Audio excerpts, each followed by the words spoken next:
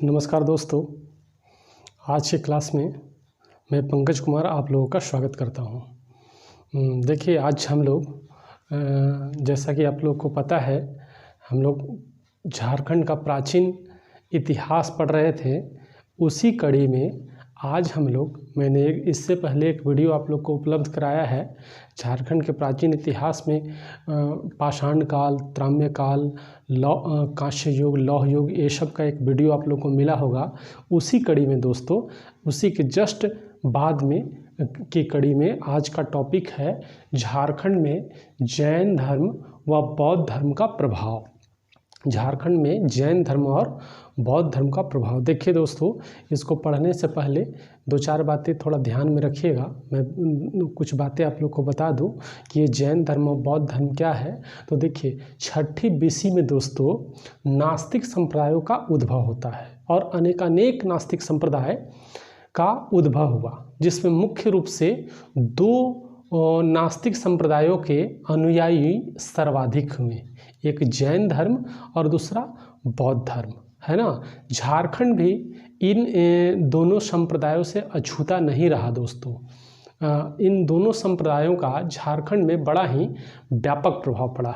तो वही हम लोग इसमें आखिर अब बात आता है कि इसमें प्रश्न कहाँ से आएंगे। तो ये जो प्रभाव जैन धर्म और बौद्ध धर्म का रहा दोस्तों, वो झारखंड में किन किन क्षेत्रों में रहा, क्या पाई गई हैं, जैन धर्म और बौद्ध धर्म से संबंधित कौन सी चीज़ें पाई गई हैं, उन्हीं सारी चीज़ों को, या जस्ट कहें कि एक फैक्चुअल डाटा है, हमको वो डाटा, वो आंकड़ा, वो तथ्य इकट्ठा करना है झारखंड के विभिन्न जिलों, विभिन्न स्थलों से दोस्तों, है ना। तो यही हम तथ्यों को हम आज जानने का प्रयास करेंगे। और दूसरी बात कि जैन धर्म और बौद्ध धर्म ऐसा नहीं कि ख़त्म हो गया। आज भी भारत के जो 6 अल्पसंख्यक है, उसमें एक जैन है और एक बौद्ध है। और जैन धर्म और बौद्ध धर्म केवल भारत की ही धर्म नहीं है, विश्व के बहुत सारे देशों में जैन धर्म और बौद्ध धर्म के अनुयायी करोड़ों में है लोग दोस्तों। बौद्ध धर्म तो प्रचंड रूप से पूरे विश्व में फैला हुआ है। तो यही जैन धर्म और बौद्ध धर्म का प्रभाव हमारे झारखंड में कहाँ कहाँ है, कौन से पुरातात्विक अवशेष मिले हैं, उन्हीं सारी चीज़ों को हम लोग जानेंगे दोस्तों। तो देखिए, मैं आपको समझाने के लिए, अच्छे व्यवस्थित रूप से समझाने के लिए मैंने दोनों को बॉक्स में व्यवस्थित किया है दोस्तों, जैन धर्म को भी और बौद्ध धर्म को भी। देखिए, मैं 2 बिंदुओं पर मात्र पढ़ेंगे हम लोग, एक सामान्य परिचय और दूसरा प्रमाण व तथ्यात्मक जानकारी। देखिए, दोनों को मैं बॉक्स में, इसको पढ़ने से तुलनात्मक रूप से भी बहुत सारी चीज़ें, ताकि आपको कन्फ्यूज ना हो, इसलिए मैं इस बॉक्स में आपको व्यवस्थित करके पढ़ाऊंगा दोस्तों। तो देखिए, 2 बिंदु है, सामान्य परिचय और दूसरा बिंदु है प्रमाण व तथ्यात्मक जानकारी। पहले हम लोग पढ़ेंगे जैन धर्म को, फिर हम लोग देखिए दोस्तों इस बॉक्स में बौद्ध धर्म की इन्फॉर्मेशन है, इसमें जैन के हैं। तो जैन धर्म से बातें पहले करें दोस्तों, 2-4 बातें जैन धर्म से संबंधित जान ले। देखिए, सामान्य परिचय में मैंने लिखा है जैन का अर्थ जीतना होता है। ऐसे जब मैं आप लोगों को भारत का इतिहास पढ़ाऊंगा तो उसमें विस्तृत चर्चाएं चलेगी, फिर भी बेसिक जानकारी, सामान्य समझ हमें थोड़ी बहुत अभी भी होनी चाहिए। तो सामान्य परिचय में मैं लिखा हूँ जैन का अर्थ जीतना होता है दोस्तों। जीतना मतलब विजय पाना, नियंत्रण करना। क्या पर नियंत्रण करना?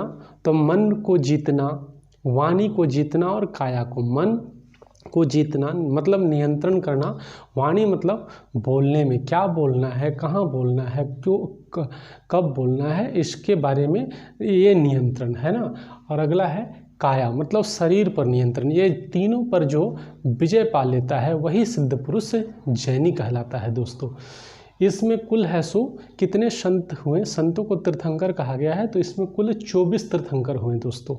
ध्यान में रखेंगे, इसमें कुल 24 तीर्थंकर हुए, जिसमें पहले या संस्थापक के तौर पे ऋषभ देव थे दोस्तों। इसमें हम समझते हैं महावीर, लेकिन सर्वाधिक जो योगदान रहा महावीर का रहा दोस्तों। इसलिए वास्तविक संस्थापक हम जरूर ऋषभ देव को कहते हैं, लेकिन वास्तविक संस्थापक महावीर स्वामी को कहा जाता है दोस्तों। महावीर स्वामी 24वें तीर्थंकर थे और अंतिम तीर्थंकर थे। प्रथम थे ऋषभ देव, इसलिए संस्थापक भी ऋषभ देव। देखिए, देखिए इसकी कुछ विचारधाराओं को जानिए। पहला मैं लिखा हूँ नास्तिक संप्रदाय।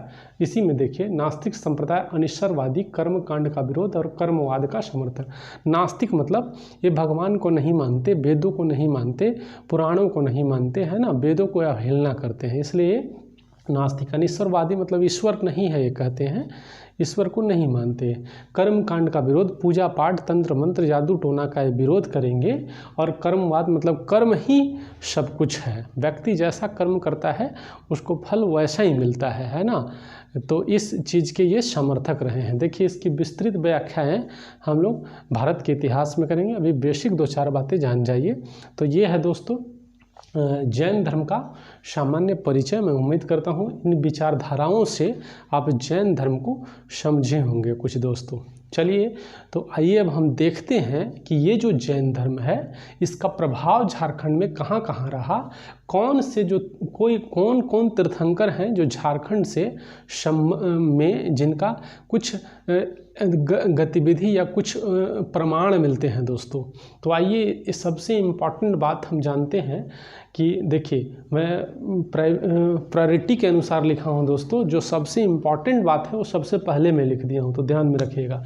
तो देखिए जैन धर्म का जो मुख्य जैन केंद्र था दोस्तों वो उत्तरी छोटानागपुर का मानभूम क्षेत्र था। देखिए उत्तरी छोटानागपुर अभी हमारा प्रमंडल है, उसका जो मानभूम क्षेत्र है दोस्तों वो जैनियों का मुख्य केंद्र है। मानभूम को अभी हम धनबाद के तौर पे जानते हैं दोस्तों, ध्यान में रखेंगे। अब ये जो उत्तरी छोटानागपुर का मानभूम धनबाद क्षेत्र है ये मुख्य केंद्र था। अब इसी उत्तरी छोटानागपुर में देखिए दोस्तों 23वें तीर्थंकर थे दोस्तों पार्श्वनाथ, याद रखेंगे। सबसे बड़ा फैक्ट हमारे जैन धर्म के लिए यही है। 23वें तीर्थंकर पार्श्वनाथ का जो निर्वाण हुआ दोस्तों, देखिए जो निर्वाण कहते हैं दोस्तों, निर्वाण वो ध्यान में रखेंगे जैन धर्म में मृत्यु से संबंधित है दोस्तों, है ना, ध्यान में रखेंगे जैन धर्म में मृत्यु से संबंधित है निर्वाण। तो ये जो निर्वाण है दोस्तों उसका 23वें तीर्थंकर पार्श्वनाथ का 717 ईस्वी में हुआ दोस्तों। ये कहाँ हुआ तो गिरिडीह में एक पर्वत है शमेध शिखर, शमेध पर्वत या शमेध शिखर कह सकते हैं दोस्तों, यहीं पर पार्श्वनाथ का निर्माण हुआ है दोस्तों। ये बड़ा ही इम्पॉर्टेंट फैक्ट है, ध्यान में रखेंगे दोस्तों। अब है शो पार्श्वनाथ के तौर पे ही इसे पार्श्वनाथ शिखर या पारसनाथ की पहाड़ी कहा जाता है दोस्तों, ध्यान में रखेंगे इस बात को। इस पारसनाथ की चोटी ही या शमेध शिखर ही झारखंड की सबसे समुद्र तल से सबसे ऊंची चोटी 1365 मीटर है दोस्तों, ध्यान में रखेंगे। अगर इसको फीट में बदलेंगे तो 4478 फीट है। ये बहुत बार है सो प्रतियोगी परीक्षाओं में इसको पूछा भी गया है दोस्तों, ध्यान में रखेंगे। तो आप ये फैक्ट को हर हाल में याद रखें कि 23वें तीर्थंकर पार्श्वनाथ का निर्माण 717 ईस्वी में गिरिडीह के शमेध शिखर में हुआ है दोस्तों, शमेध शिखर में, जिसे अभी पारसनाथ की चोटी या पारसनाथ की पहाड़ी कहते हैं। ये कितना मीटर ऊंचा है तो 1365 मीटर ऊंचा है दोस्तों। अगर फीट की बात करेंगे तो 4478 फीट ये ऊंचा है समुद्र तल से दोस्तों। और एक मत के अनुसार दोस्तों 20 तीर्थंकरों का निर्माण यहीं हुआ है, ध्यान में रखेंगे। कुल 24 तीर्थंकर हैं जिसमें से एक मत के अनुसार 20 तीर्थंकरों का निर्माण है सो इसी क्षेत्र में हुआ है दोस्तों, इसी शमेध शिखर के आसपास हुआ है। इसलिए इस शिखर को दोस्तों जैनियों का मक्का कहा जाता है, ध्यान में रखेंगे। बड़ा इंपॉर्टेंट फैक्ट है, जैनियों का मक्का किसे कहा जाता है तो शमेध शिखर पारसनाथ की चोटी बड़ा ही दर्शनीय स्थल है। विभिन्न जगहों से, झारखंड ही नहीं अन्य राज्यों से भी, या यूँ कहिए कि अगर वैश्विक रूप से भी जैन धर्म को मानने वाले लोग हैं तो यहाँ की यात्रा करते हैं, है ना, ध्यान में रखेंगे। अगर या एक बात और याद रखें कि अगर जैन धर्म में सबसे ज़्यादा योगदान किसी को आगे बढ़ाने में है तो निस्संदेह महावीर स्वामी को है, लेकिन दूसरा बड़ा अगर किसी का योगदान है तो पार्श्वनाथ का है दोस्तों। ऐसे जैन धर्म है सो 2 संप्रदायों में बट गया था आगे चलकर, एक था श्वेतांबर और दूसरा था दिगंबर दोस्तों, ध्यान में रखेंगे, श्वेतांबर और दिगंबर। तो वही जैनियों का मक्का के तौर पे शमेध शिखर को जानते हैं, जहाँ झारखंड, भारत और विश्व के अनेक जैन धर्म के अनुयायी यहाँ की यात्रा करते हैं, आते हैं दोस्तों। तो ये बड़े इंपॉर्टेंट फैक्ट थे। उम्मीद करता हूँ कि सारे फैक्ट को मैं आपको समझाने में सफल हुआ हूँगा। अब देखिए अन्य कहाँ कहाँ जैन धर्म के कुछ प्रमाण मिले हैं दोस्तों, ध्यान में रखिएगा। अन्य प्रमाणों को भी हम ढूंढ लेते हैं। तो देखिए पलामू का हनुमान गांव है दोस्तों, ये शतबरवा के पास है। पलामू जिला, पलामू प्रमंडल भी है, पलामू जिला भी है, ध्यान में रखिएगा दोस्तों। तो ये जो है हनुमान गांव जो शतबरवा के पास है, यहाँ जैन पूज्य स्थलों की प्राप्ति हुई है दोस्तों। जैन पूज्य स्थल की प्राप्ति कहाँ? तो हनुमान गांव से। ये पलामू से, पलामू न रहे तो शतबरवा से दोस्तों, ध्यान में रखेंगे। अगला क्या मिला है दोस्तों? तो सिंहभूम का बेनुसागर क्षेत्र देखिए दोस्तों, सिंहभूम का बेनुसागर से जैन मूर्तियां मिली हैं दोस्तों। सिंहभूम के बेनुसागर से क्या मिली है? जैन मूर्तियां मिली हैं दोस्तों। और चतरा का कोल्हुआ पहाड़ी से देखिए क्या क्या बहुत सारे प्रमाण मिले हैं। चतरा के कोल्हुआ पहाड़ी से जैन धर्म से संबंधित सबसे पहले क्या मिली है? तो जैन मूर्तियां हैं। ऐसे चतरा का कोल्हुआ पहाड़ी हिंदू धर्म, बौद्ध धर्म और जैन धर्म तीनों से संबंधित है, लेकिन अभी हम जैन धर्म के अकॉर्डिंग है सो इन्फॉर्मेशन को कलेक्ट करते हैं। तो चतरा के कोल्हुआ पहाड़ी से क्या क्या मिला है दोस्तों? देखिए तो जैन मूर्तियां मिली है ना। अगला 9वें तीर्थंकर की प्रतिमा मिली है, मूर्ति मिली है दोस्तों। कैवें तीर्थंकर? 9वें तीर्थंकर का नाम था सुविधिनाथ दोस्तों, सुविधिनाथ। सुविधिनाथ की प्रतिमा मिली है कहाँ से दोस्तों? तो कोल्हुआ पहाड़ी चतरा से मिली है दोस्तों। 10वें तीर्थंकर को ज्ञान प्राप्त हुआ है दोस्तों। 10वें तीर्थंकर, जैनियों के 10वें तीर्थंकर का नाम था दोस्तों शीतलनाथ। शीतलनाथ को ज्ञान की प्राप्ति कोल्हुआ पहाड़ी से हुई है दोस्तों। और 23वें तीर्थंकर के पदचिन्ह मिले हैं। आज भी 23वें तीर्थंकर, अभी अभी यहाँ पर लिखा हुआ था 23वें तीर्थंकर कौन? पार्श्वनाथ। उनके पदचिन्ह और कहाँ से मिले हैं? तो चतरा के कोल्हुआ पहाड़ी से। मतलब कि चतरा के कोल्हुआ पहाड़ी में भी पार्श्वनाथ की यात्राएं हुई हैं, वो भी कुछ समय के लिए वहाँ गए थे, इसके प्रमाण मिले हैं दोस्तों। तो ये चतरा का कोल्हुआ पहाड़ी हमारा बड़ा ही इम्पॉर्टेंट फैक्ट है जैन धर्म से, जैन धर्म के लिए दोस्तों, ध्यान में रखिएगा। और कहाँ कहाँ मिले हैं जैन धर्म से संबंधित प्रमाण दोस्तों? तो दामोदर व कसाई नदी घाटियों में भी जैन अवशेषों की प्राप्ति हुई है दोस्तों। दामोदर और कसाई नदी घाटियों में भी जैन अवशेषों की प्राप्ति हुई है। तो ये है दोस्तों हमारे इस जैन धर्म को हम लोग भारत के इतिहास में व्यापक रूप से पढ़ेंगे। ये हमारे झारखंड से संबंधित जितने भी अभी तक ज्ञात स्रोत है, ज्ञात अवशेष हैं, ज्ञात प्रमाण हैं, वो सारे इन्फॉर्मेशन मैं इस बॉक्स में लिखा हूँ दोस्तों, ध्यान में रखेंगे। इसको अच्छे से नोट डाउन कर लेंगे, एक दो बार व्यवस्थित रूप से देखेंगे तो मैं उम्मीद करता हूँ कि सारी चीज़ें समझ में आ जाएगी। चलिए अब हम आते हैं दोस्तों बौद्ध धर्म पर आते हैं। बौद्ध धर्म से क्या क्या इन्फॉर्मेशन है? देखिए बौद्ध धर्म को पहले हम लोग 2-4 बेसिक बातें, सामान्य चीज़ें समझते हैं। तो बौद्ध धर्म को देखिए दोस्तों, बौद्ध धर्म के संस्थापक कौन थे? गौतम बुद्ध थे। ये प्रथम भी थे, अंतिम भी थे। मतलब जब इनका निधन हुआ, निधन के समय या निधन के पूर्व इन्होंने अपना उत्तराधिकारी किसी को नहीं घोषित किया था, इसलिए इनको संस्थापक भी कह सकते हैं, प्रथम भी कह सकते हैं, अंतिम भी कह सकते हैं दोस्तों, ध्यान में रखिएगा। ये भी बौद्ध धर्म की सारी चीज़ों को मैंने हूबहू यहाँ भी वही लिखा है कि नास्तिक संप्रदाय, मतलब वेदों को, पुराणों को ये नहीं मानेंगे, अनिश्वरवादी, ईश्वर को स्वीकार नहीं करते, कर्मकांड का, ये भी तंत्र मंत्र पूजा पाठ सबका विरोध करेंगे, और कर्मवाद, काम ही सब कुछ है ना, कर्म में ही सारी चीज़ें छुपी हुई है, उसी से व्यक्ति को फल मिलता है, ये कहते हैं। देखिए ऐसा नहीं कि दोनों सब कुछ समान है, समान तो है ही, लेकिन बहुत सारे डिफरेंस भी हैं बौद्ध धर्म और जैन धर्म में दोस्तों, वो हम लोग भारत के इतिहास में जानेंगे इसको। तो ये सब शब्दों से आप जैन धर्म का बेसिक 2-4 बातें समझ में आया होगा, उम्मीद करता हूँ। अब देखिए हम लोग ढूंढते हैं कि बौद्ध धर्म के प्रमाण है दोस्तों, कौन कौन से प्रमाण कहाँ कहाँ मिले हैं, किन किन जिलों, किन किन स्थलों में और क्या मिले हैं। तो सबसे पहले बुद्ध की मूर्तियाँ की बात करें दोस्तों, तो बुद्ध की मूर्तियाँ देखिए कहाँ कहाँ मिली है। देखिए बुद्ध की जो मूर्तियाँ बनना शुरू हुई दोस्तों, वो कुषाण काल में शुरू हुआ। कुषाण वंश का सबसे जो प्रतापी राजा हुआ दोस्तों, उसका नाम था कनिष्क।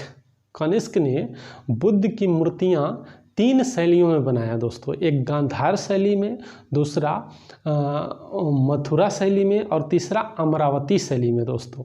गांधार शैली की जो मूर्तियां होती थीं वो काला सलेटी संगमरमर का होता था, मथुरा वाला लाल संगमरमर का होता था और अमरावती शैली सफ़ेद संगमरमर में। इनमें भी बहुत सारी विधाएं हैं दोस्तों, वो सब हम लोग आगे पढ़ेंगे। बस आप जान जाएं कि बुद्ध की मूर्तियां कुषाण वंश के राजा कनिष्क ने 3 शैलियों में बनवाना प्रारंभ किया था। क्या वो मूर्तियां झारखंड में भी कहीं मिली हैं या उसके कुछ प्रमाण मिले हैं? तो निश्चित रूप से मिले हैं, और कहाँ कहाँ मिले हैं वही हम लोग ढूंढ रहे हैं। तो आइए सबसे पहले देखते हैं कोल्हुआ पहाड़ में लिखा हूँ चतरा। देखिए इधर भी मैं कोल्हुआ पहाड़, मतलब मैं पहले भी बताया कि ये जो कोल्हुआ पहाड़ है दोस्तों, ये हिंदू धर्म, जैन धर्म और बौद्ध धर्म तीनों से संबंधित है। ध्यान में रखें, ये बड़ा इंपॉर्टेंट फैक्ट है दोस्तों। तो बुद्ध की मूर्तियाँ कोल्हुआ पहाड़ चतरा में मिला है दोस्तों, जिसमें ध्यानमग्न मुद्रा की मूर्ति मिली है। ध्यानमग्न मुद्रा में, ध्यान में रखें दोस्तों, है ना।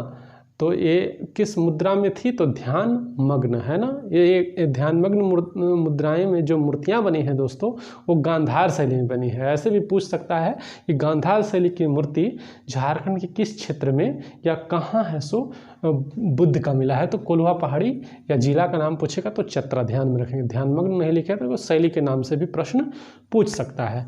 चलिए, और मूर्तियां कहाँ मिली हैं दोस्तों? तो ईचागढ़ में मिला है दोस्तों। ईचागढ़ सरायकेला जिला के नाम से भी पूछ सकता है, स्पेसिफिक जगह के नाम से भी पूछ सकता है, ध्यान में रखेंगे। तो ईचागढ़ में मिला है दोस्तों, ये सरायकेला खरसावां में है। ये जो मूर्ति मिली है उसे तारा की मूर्ति कहते हैं दोस्तों। इसे बौद्ध देवी के रूप से में लोग जानते हैं, तारा की मूर्ति कहते हैं इसे बौद्ध देवी। वर्तमान में इस मूर्ति को ये मिला जरूर है ईचागढ़ सरायकेला खरसावां से, लेकिन इसको बचाने के लिए, इसको संरक्षण देने के लिए रांची के संग्रहालय में वर्तमान में रख दिया गया है दोस्तों। ध्यान में रखें, रांची के म्यूजियम में इसको सुरक्षित रूप से रखा गया है। तो वर्तमान में कहाँ है तारा देवी की या बौद्ध देवी की मूर्ति? तो रांची संग्रहालय, रांची। लेकिन कहाँ से मिला है? तो ईचागढ़, जो सरायकेला खरसावां जिला में है दोस्तों। अब देखिए अगला कहाँ से मिला है बुद्ध की मूर्ति? तो घोलमारा से मिला है दोस्तों। ये पुरुलिया के पास है घोलमारा, यहाँ बुद्ध की खंडित मूर्ति मिली है। ये भी क्वेश्चन आ सकता है कि बुद्ध की खंडित मूर्ति कहाँ से मिली है? तो बुद्ध की खंडित मूर्ति मिली है घोलमारा से दोस्तों, यह है पुरुलिया के पास दोस्तों। अगली बात करें और कहाँ से मिली है? तो पटम्बा से मिला है दोस्तों। देखिए पटम्बा जमशेदपुर के पास है। यहाँ बुद्ध की 2 मूर्तियाँ मिली है दोस्तों। ऐसे भी क्वेश्चन आ सकता है कि एक साथ बुद्ध की 2 मूर्तियाँ या युगल मूर्तियाँ कहाँ मिली हैं? तो कहाँ मिली है दोस्तों? पटम्बा में, जमशेदपुर में। और कहाँ से मिला है मूर्तियाँ? तो ये सूर्यकुंड से मिला है, सूर्यकुंड बरही के पास जो हजारीबाग जिला में है दोस्तों। कटुंगा से मिला है दोस्तों बुद्ध की मूर्ति, जो गुमला में है। तो ये हुआ दोस्तों बुद्ध की कुछ मूर्तियों के प्रमाण, जिलों या स्पेसिफिक जगह का नाम। उम्मीद करता हूँ आप अच्छे तरीके से समझ गए होंगे। अब देखिए बौद्ध विहार कहाँ से मिले हैं। देखिए बौद्ध विहार, जो बौद्ध भिक्षुक होते थे दोस्तों, उनके रहने के स्थान को, निवास स्थल को विहार कहा जाता था। इसी शब्द से देखिए बुद्ध को ज्ञान बोधगया में मिला है दोस्तों। इसी के कारण विहार का नाम बिहार पड़ा दोस्तों, है ना, क्योंकि जो बौद्ध भिक्षुक रहते थे उस क्षेत्र में सर्वाधिक रहते। यही कालांतर में चलकर विहार शब्द टोन में बदल गया तो बिहार कहलाया, है ना। तो बौद्ध विहार कहाँ झारखंड में मिला है दोस्तों? देखिए निवास स्थल, बौद्धों को रहने का जगह के प्रमाण अवशेष, तो सीतागढ़ पहाड़ी में मिला है दोस्तों। ये हजारीबाग में है, सीतागढ़ पहाड़ में। बेलवा दाग में मिला है दोस्तों बौद्ध विहार। ये कहाँ है? खूंटी में। तो 2 स्थलों का नाम याद रखिएगा, सीतागढ़ पहाड़ और बेलवा दाग। सीतागढ़ पहाड़ कहाँ है? हजारीबाग में दोस्तों। और बेलवा दाग कहाँ है? तो खूंटी में। यहाँ क्या मिला है दोस्तों? बौद्ध विहार। बौद्ध भिक्षुकों के रहने के स्थान को बौद्ध विहार कहते हैं। बौद्ध स्तूप कहाँ मिला है दोस्तों? तो देखिए स्तूप क्या होता है? तो देखिए स्तूप दोस्तों, जब बुद्ध का निधन हुआ तब इनके अवशेषों को भारत के 8 कोनों में रखा गया। यही कालांतर में स्तूप बना दोस्तों। स्तूप, है ना, जस्ट लाइक कब्रगाह की तरह माना जाता है।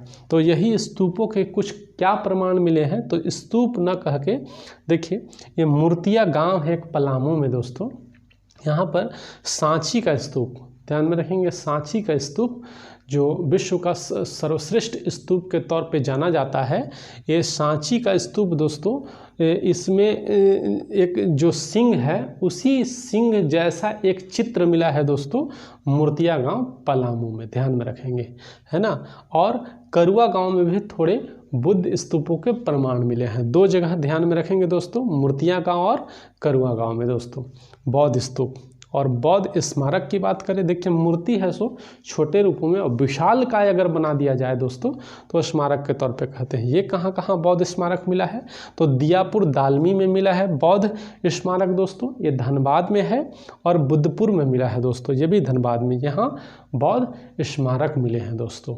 तो ये सारे फैक्ट हैं बौद्ध धर्म से संबंधित मूर्तियों पर, बौद्ध विहारों पर, स्तूपों पर और स्मारकों पर दोस्तों, ध्यान में रखेंगे।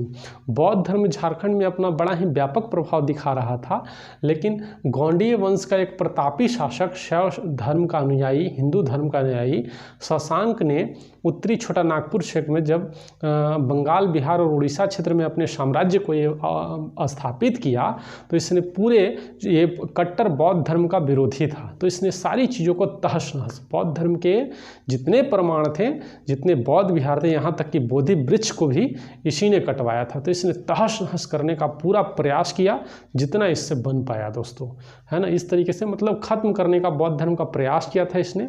बावजूद इसके इतने सारे प्रयासों के बावजूद भी झारखंड के बहुत सारे क्षेत्रों में इसकी एक शाखा, वज्रयान शाखा है सो बची रही दोस्तों।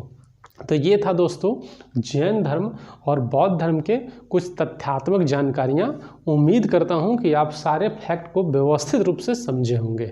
इसको आप व्यवस्थित रूप से नोट डाउन कर लीजिएगा, और इससे अगर कोई अपडेटेड, और जैसे कि खुदाई से बहुत सारे प्रमाण मिलते रहते हैं, तो न्यूज़पेपर को आप और समय समय पे देखते रहें, उसको भी अपडेट करते रहें, है ना। अगर कुछ प्रमाण कहीं पुरातत्व विभाग बतलाता है तो उससे भी प्रश्न आने का संभावना बना रहता है दोस्तों। तो चलिए, इसके बाद के क्लासेस आगे के वीडियो में आपको मिलेगा। चलिए, ये सबको आप अच्छे से नोट डाउन कर लीजिए। आज के लिए इतना ही, बाकी नेक्स्ट वीडियो में दोस्तों। Thank you.